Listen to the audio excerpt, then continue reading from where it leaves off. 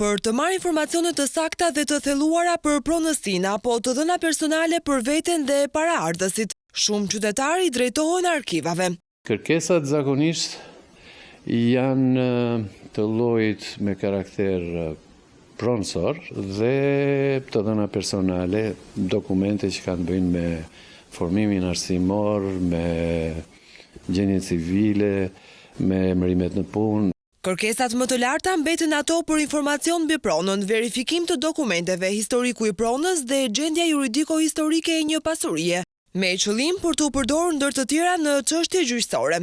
Dokumentacioni aksesohet përmes shërbimit me postën shqiptare apo në websajtin e Drejtorisë së Përgjithshme të Arkivave që ofrohet pas digitalizimit të dokumenteve. Ky institucion synon të përfundojë këtë proces në 2028, por sfida më e madhe mbetet me dosjet që janë dëmtuar për shkak të lagështisë dhe kushtet e këqija. Dokumentet e ndjejnë mungesën e kushteve të ruajtjes, e vështirësojnë goxha digitalizimin. Drejtoria e Përgjithshme e Arkiveve ka krijuar një qendër digitalizimi. Ne do të arrijmë të jemi funksional në pak ditë me 100 punonjës. Digitalizimi ka ofruar më shumë studiues me arkivat.